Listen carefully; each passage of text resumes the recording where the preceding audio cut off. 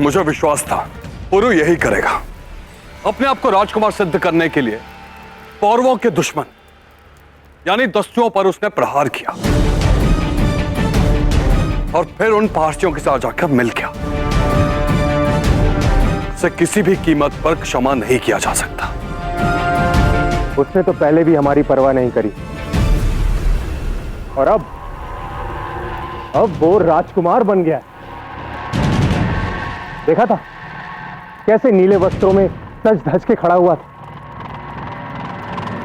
तो मुही सर्व भी ऐसे व्यक्ति से अच्छा होता है। जिस थाली में खाया उसी में छेद कर दिया। जिन दस्युओं ने इसे पाला उन्हीं के घर जला दिए उसने। बस सुमेर,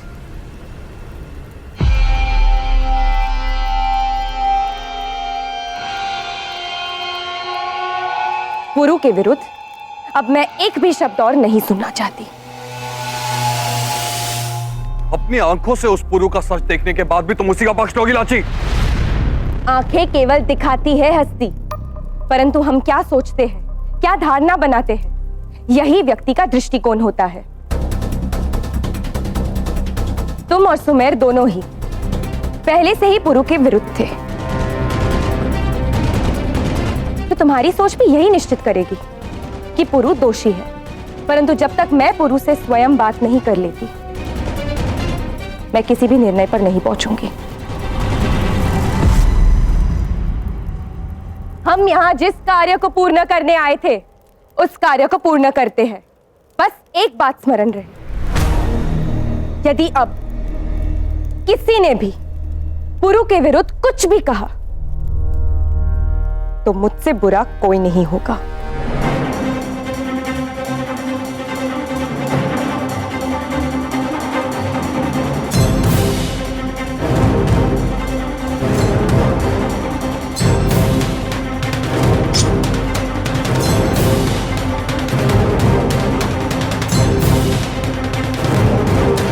मैंने आपको वचन दिया था ना मां, तो लीजिए, तैयार हूं मैं, आज्ञा दीजिए। महाराज बंपनी से यह कहने की क्या जरूरत थी कि पोरस का इस हादसे में कोई हाथ नहीं है? जवाब दो। क्योंकि यही हकीकत है, मैंने पोरस को कुछ भी नहीं करते देखा। मगर तुम्हें समझ तो आ ही गया था ना, इस आग के पीछे उसी का हाथ है। हाँ, और वही तो मैंने कहा भी। क्यों? वो क्यों नहीं कहा जो मैंने कहने को कहा था कि महाराज बमनी जब तुमसे पूछे तो कहना तुमने पोरस को आग लगा के देखा था।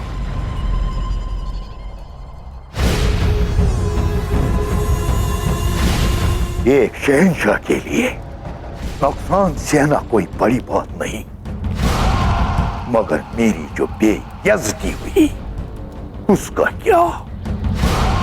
उस सब की जिम्मेदार सिर्फ तुम हो। क्यों किया ऐसा? पता नहीं क्यों, पर मैं झूठ नहीं बोल पाई।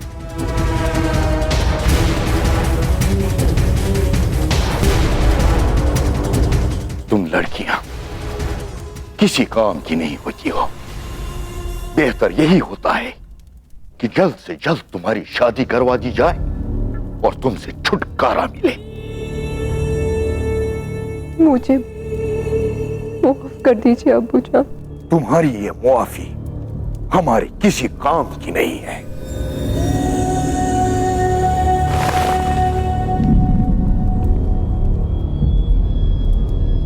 अब आंसू बहाना बंद करो। तुम लड़कियां इन आंसुओं को हथियार बनाकर सबको बर्बाद कर सकती हो, मगर डरायस के ख्वाब को नहीं।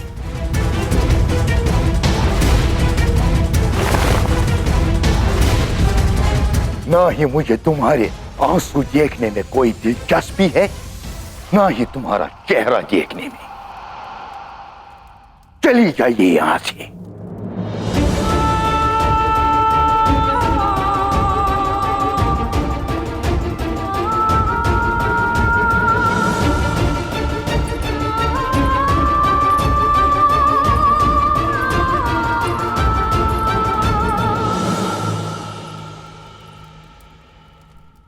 हुजूर, वो आपने हस्ती के बारे में पूछा था ना? मुद्दे पे आओ मौशस। मैंने क्या पूछा था ये छोड़ो। तुम क्या जानती हो वो बताओ।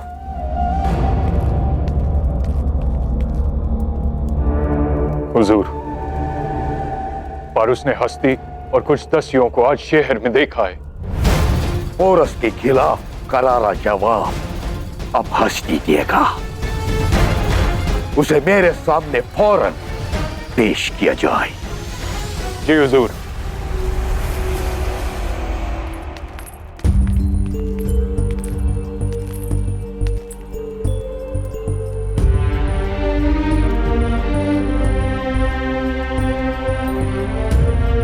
बैठो पुरु।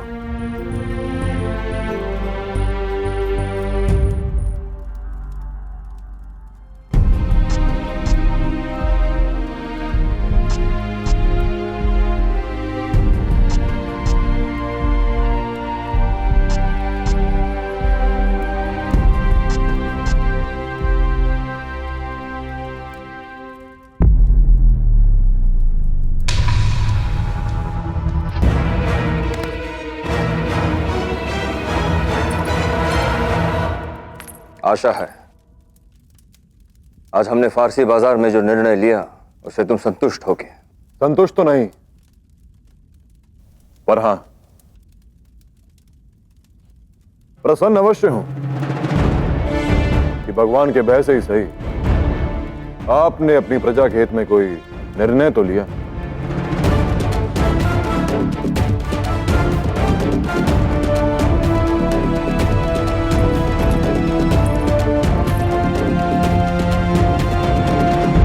मां,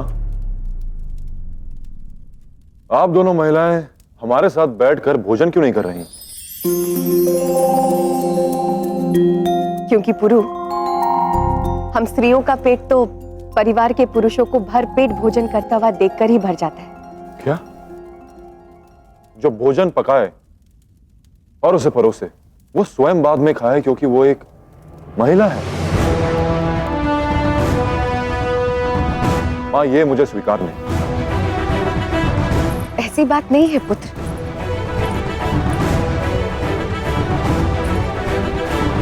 तुम्हें और महाराज को भोजन परोसकर मुझे एक मां और पत्नी दोनों के कर्तव्यों को पूर्ण होते हुए अनुभूति होती है। एक संतोष मिलता है।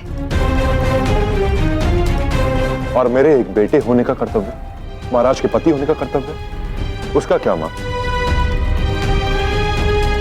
क्या आप स्त्रियों का जन्म हम पुरुषों की सेवा करने के लिए हुआ है? हम पुरुष यहां आराम से बैठकर भोजन करें और आप स्त्रियां हमारी एक दासी के भांति सेवा? मां, यह तो अन्याय हुआ। पुरुष में अन्याय कैसा?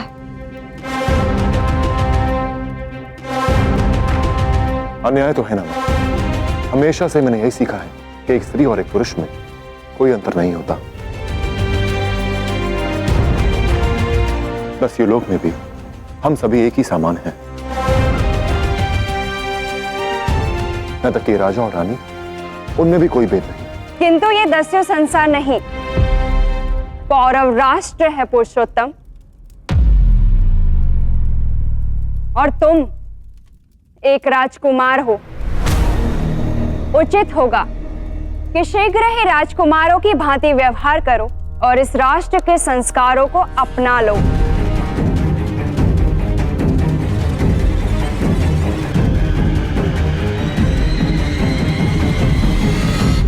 लाची, उस अग्निकांड के पीछे पुरु था या नहीं, परंतु मेरी इन आंखों ने जो देखा और समझा उसके अनुसार मैं आश्वस्त हूं कि पुरु एक राजकुमार है जिसके अपने कुछ उत्तरदायित्व है उसकी साम्राज्य की ओर। ठीक उसी तरह जैसे तुम्हारे कुछ कर्तव्य है दस्यु साम्राज्य की ओर। परंतु आज तुम्हें मुझे एक वचन देना होगा। वचन दो मुझे कि तुम ना ही पुरु से मिलोगी और ना ही हमारे योजना के विषय में उसे कुछ बताऊंगी।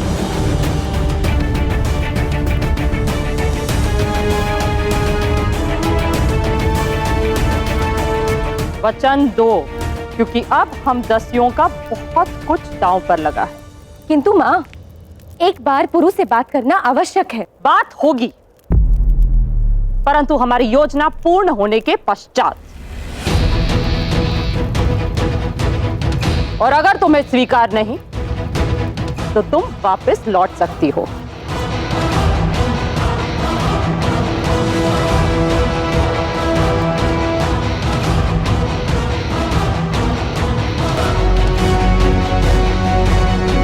ठीक है माँ, मैं आपको वचन देती हूँ, जब तक ये कार्य पूर्ण नहीं होता मैं पुरु से मिलूंगी नहीं और ना ही उससे कोई बात करूंगी।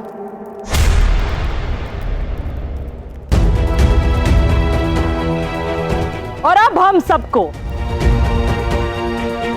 अलग अलग बहुत ही समझदारी से भीड़ में मिल जाना है और पौरव राष्ट्र के अन्न और आपूर्ति भंडारों का पता लगाकर उन्हें नष्ट करना।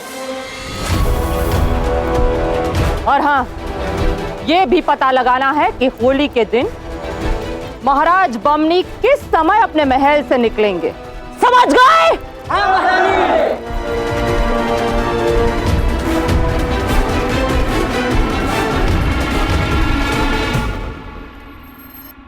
मैं समझता हूं छोटी मां कि मैं एक दस्यु नहीं पौरव राजकुमार हूं, पर क्या लोग बदल जाने से एक पत्नी और एक मां का संबंध बदल जाता है? क्या एक स्त्री के साथ व्यवहार बदल जाता है? नहीं छोटी मां, महादेव का दस्यु लोक में उसी सम्मान के साथ पूजा होती है जितना यहां। तो फिर वही सम्मान एक स्त्री को यहां क्यों नहीं दिया जाता?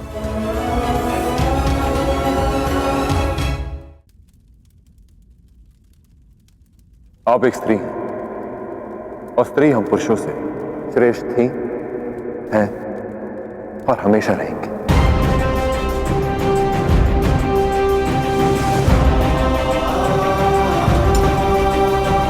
आप बैठिए।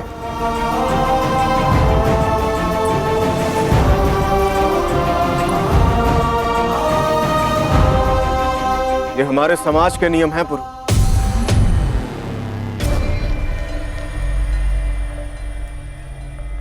नियम है कनिष्क, भगवान का दिया हुआ आदेश नहीं। भगवान ने हम सभी को एक समान बनाया और उस भगवान को मैंने आज तक नहीं देखा, क्योंकि मेरे लिए मेरा भगवान मेरी मां है।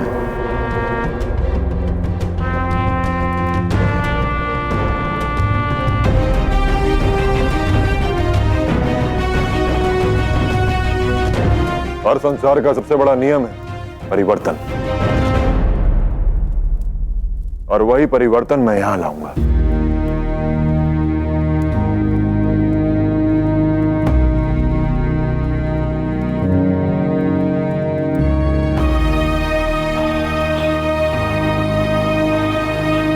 बैठिए मां।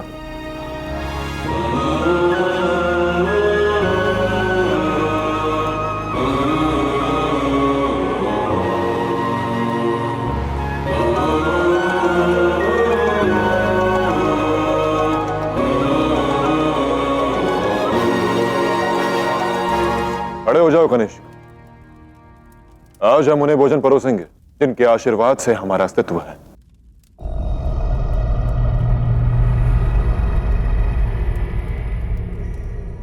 गुरु उचित कह रहा है कनिष्क।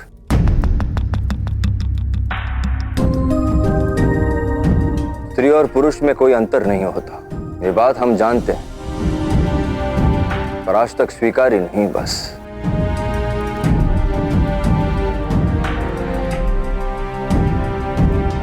अपनी मां को भोजन परोसो कनिष्क।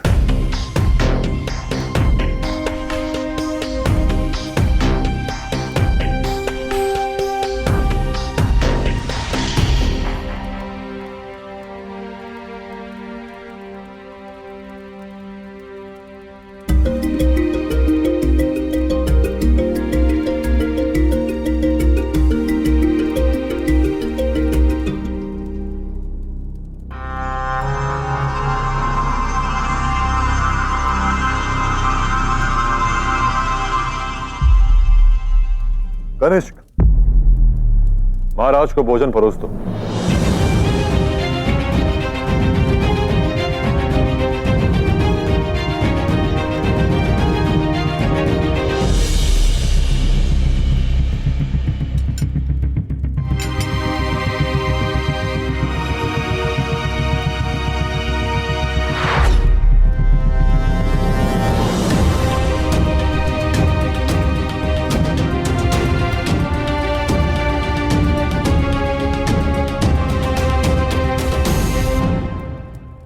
आज से हम सब एक परिवार के भांति एक साथ मिलकर भोजन करेंगे।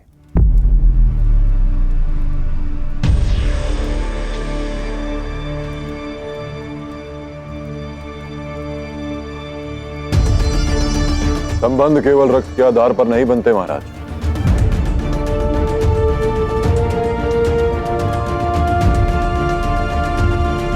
वो बनते हैं आपसी विश्वास से, आपसी सम्मान से, जो अभी हमारे बीच में नहीं।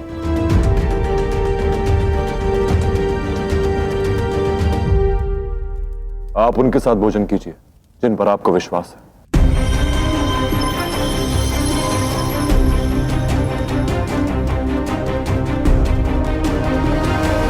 मैं अपना भोजन बाद में कर लूंगा।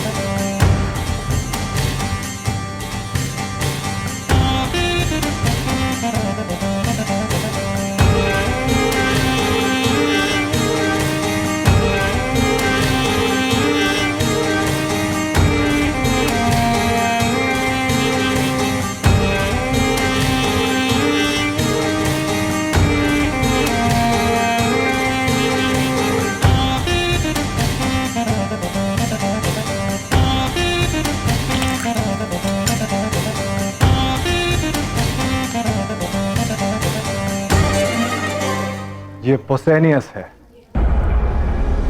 शाह फिलिप का सबसे वफादार मुहाफिज। जितना वफादार उतना ही खूंखार। कई बार अपनी वफादारी का इम्तिहान दे चुका है, अब तुम्हारे इम्तिहान की बारी है।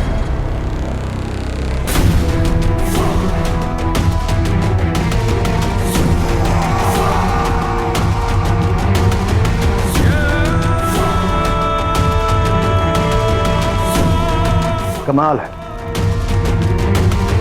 एक मर्द औरत को हमेशा कमजोर मानकर उस पर जुल्म करता है, पर एक औरत ही है जो उसकी सबसे बड़ी कमजोरी बन जाती है। समझ गए ना तुम्हें क्या करना है?